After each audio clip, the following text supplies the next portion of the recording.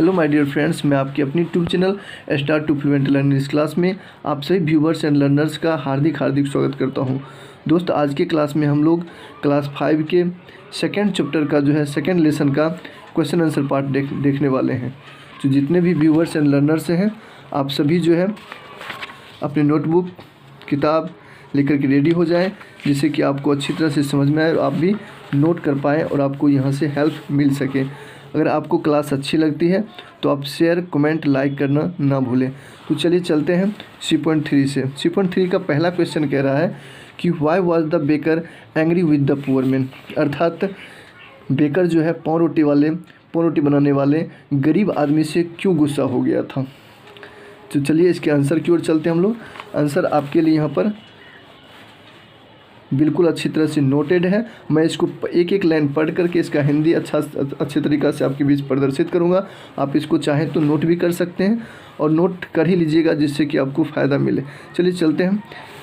तो इस प्रकार से है कि the poor man wish to enjoy the sweet smelling bread. अर्थात गरीब आदमी जो है उसके सुगंधित मीठे पावरोटी को सुगंध लेना चाहता था। विश्ड मतलब होता है चाहता था। मैंने पाठ का हिंदी जो है अनुवाद अच्छी तरह से किया है। अगर आप क्वेश्चन आंसर पार्ट को समझना चाहते हैं, एक बार जो है ज़रूर पाठ के हिंदी अनुवाद को ज़रूर देख लेंगे। तो आगे है फिर कि but he did not have any money, लेकिन उसके पास कुछ भी रुपया नहीं था। जैसा कि यहाँ से स्टार्ट होता है कि the poor man wish to enjoy the sweet smelling bread. गरीब आदमी स्वादिष्ट पावरोटी का जो मीठे सुगंधित पावरोटी का आनंद लेना चाहता था। But he did not have any money, लेकिन उसके पास थोड़ा भी रुपया नहीं था। So he would outside the bakery every day enjoying the nice smell. इसलिए जो है वह पावरोटी बनाने वाले के दुकान के बाहर खड़ा होकर के उसकी अच्छी सी सुगंध का आनंद लेता था। This mad the baker angry with the poor man. और इसी बात से जो है गरीब आदमी से गुस्सा होता था। कौन? बेकर। तो इस प्रकार से हम लोग आगे बढ़ते हैं, अगले क्वेश्चन की ओर चलते हैं। अगला क्वेश्चन है कि व्हाई डिड द जज जिंगल द कॉइन्स टुगेदर। अर्थात जज ने जो है दोनों सिक्कों को एक साथ क्यों खनखनाया था। तो इसका आंसर इस प्रकार से है, आप यहाँ से देख सकते हैं। इसका आंसर इस प्रकार से है, यही क्वेश्चन यहाँ पर भी लिखा हुआ है। इसका आंसर है कि द जज took the money from the poor man. जज ने क्या किया? रुपया गरीब आदमी से ले लिया। He only jingle the coin together. उसने सिर्फ सिक्के को लेकर के खनखनाया एक साथ लेकर के। He return the to the poor man. उसने सिक्के को गरीब आदमी को रिटर्न कर दिया। बिल्कुल यहाँ से आप लिखेंगे ही रिटर्न देन। ये क्या लिखा हुआ है? Then together.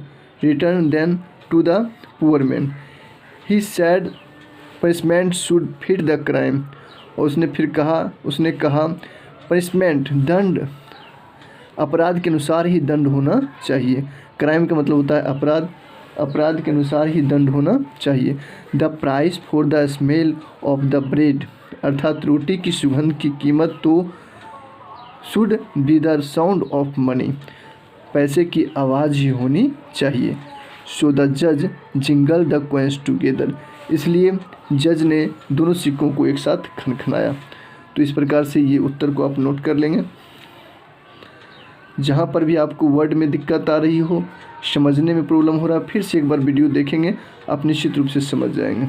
चलिए अगला क्वेश्चन की ओर चलते हैं।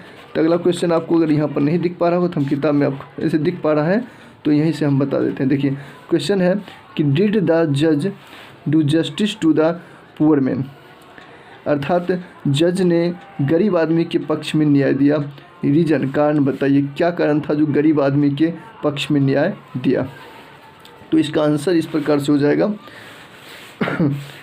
यस, हाँ बात सही है कि गरीब आदमी के पक्ष में निर्णय दिया। द जज did justice to the poor man. अर्थात गरीब आदमी के पक्ष में न्याय दिया। तो यहाँ से आंसर मैंने इस प्रकार से लिख दिया। अगर आगे है the poor man had never at the bread of the poor man had never मतलब कभी नहीं। The poor man had never at the bread, अर्थात रोटी को जो है कभी नहीं खाया था। ठीक, रोटी बेकर, द बेकर, तो बेकर की रोटी को जो है वो रोटी जो था पाव रोटी उसको कभी नहीं खाया था। ठीक, आगे है कि he had only enjoyed the sweet smell of the bread, वह मीठे से सुगंधित रोटी का सिर्फ आनंद लिया था। So the price of the smell of the bread, इसलिए रोटी की सुगंध की कीमत तो should be the sound of the money, पैसे की आवाज़ ही होनी चाहिए। एंड दिस द जज डिड, और जज ने भी ऐसा ही किया। सो द जज did justice to the poor man, इसलिए कहा जा सकता है कि जज ने गरीब आदमी के पक्ष में न्याय दिया। तो इस प्रकार से ये आपका क्वेश्चन आंसर जो है C.3 का जो है यहीं पर एंड होता है। और अगले पॉइंट में हम लोग चलते हैं, तो ये D पॉइंट है जिसमें कहा जा रहा है लेट्स इंक्रीज वर्ड पावर, अर्थात आप अपने वर्ड पावर को बढ़ाएं। कैसे बढ़ाएंगे, तो सबसे पहले मैच करना है। जैसे कि आपको इसका वर्ड पता होना चाहिए कि नाइस का मतलब क्या होता है, तो नाइस का मतलब होता है अच्छा। तो इसको जैसा कि आप देख पा रहे हैं रूड, रूड से मिलाया गया, रूड का मतलब होता है रुखाई यानी कि रूखापन, तो इस प्रकार से नाइस हो जाएगा रूड में मिला। अगला है पनिशमेंट, इसको आप पढ़ लेंगे match the words with their opposite meanings, अर्थात इसके वर्ड्स के जो अपोजिट मीनिंग के साथ मिलान करनी है। One has been done for you, एक जो है आपके लिए यहाँ पे मिलान किया गया है, उसी के साथ आपको अगले को मिलान करना है। जैसा कि B नंबर में लिखा हुआ है पनिशमेंट, तो पनिशमेंट का मिलान किससे होना चाहिए, पनिशमेंट का मतलब होता है दंड, और दंड का मिलान किससे होना चाहिए, तो ये हो जाएगा रिवार्ड, रिवार्ड का मतलब क्या होता है इनाम। अगला जैसे स्टेंजी, स्टेंजी का मतलब होता है कंजूस, तो इसका मिलान हो जाएगा गनेरियस से, उदार व्यक्ति, खुले दिल वाला, तो इससे आप मिलान कर लेंगे स्टेंजी का गनेरियस से। एंग्री, ये सब पाठ में बिल्कुल वर्ड था। एंग्री का मतलब होता है गुस्सा, और गुस्सा का हो जाएगा काल्म, जिसका मतलब होता है शांत, काल्म। अगला है स्माइल, स्माइल का मतलब होता है मुस्कुराना, और वेप्ट का मतलब हो जाएगा रोया, रोना। तो इस प्रकार से जो है आप मिलान करेंगे तो आपका वर्ड पावर जो है कुछ ना कुछ वर्ड पावर इंक्रीज हो जाएगी, क्योंकि इसमें कुछ ना कुछ वर्ड आपको मिल रहे हैं सीखने को। चलिए आगे है D.3 में इसी पॉइंट से लिया गया है। इसमें करना क्या है, तो इसमें आपको जंबल, यहाँ पे क्या है rearrange the jumble letters to make meaningful words, अर्थात ये जंबल लेटर्स इधर उधर लेटर करके बनाया गया वर्ड है, इसको ये वर्ड गलत रॉन्ग लिखा हुआ है, इसको राइट करना है, तो सीधे व्यवस्थित करके लेटर को व्यवस्थित करके करना होगा।